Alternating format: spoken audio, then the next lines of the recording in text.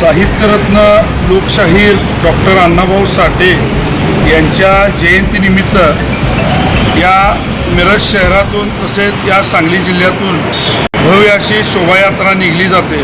त्या शोभायात्रासाठी आज साहित्यरत्न लोकशाहीर अण्णाभाऊ साठे पुतळा समितीच्या वतीने माननीय कलेक्टर साहेब सांगली जिल्हा यांना आपण निवेदन केले होते की साहेब अण्णाभाऊंची जयंती म्हणजे हे उपेक्षित समाजाची जयंती आहे आणि या जयंतीला आम्हाला किमान एक रात्री 12 वाजेपर्यंत वेळ मिळावी।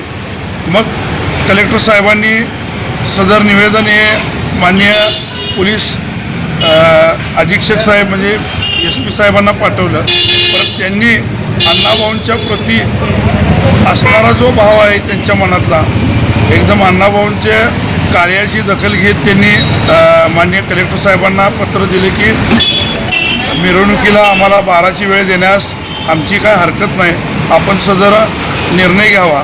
तर त्याचप्रमाणे कलेक्टर साहेबांनी आज अण्णाभाऊंच्या जयंतीला 12ची वेळ दिलेली आहे आणि प्रथमतः मी मातंग समाजाच्या वतीनं मी कलेक्टर साहेब आणि SP साहेब यांचे मी आभार मानतो की साहेब आपण अण्णाभाऊंच्या जयंतीला 12ची वेळ दिला।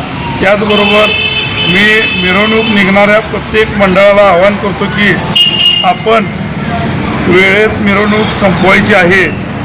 जरी आपल्याला 12ची वेळ दिली असेल तर 11:40 आत आपली सगळी मिरवणूक ही संपली पाहिजे आणि 11:40 आत आपण अण्णाभाऊंच्या पुतळ्याला पुष्पहार अर्पण करून अभिवादन करून आपण आपल्या घरी मार्गस्थ व्हायचं आहे।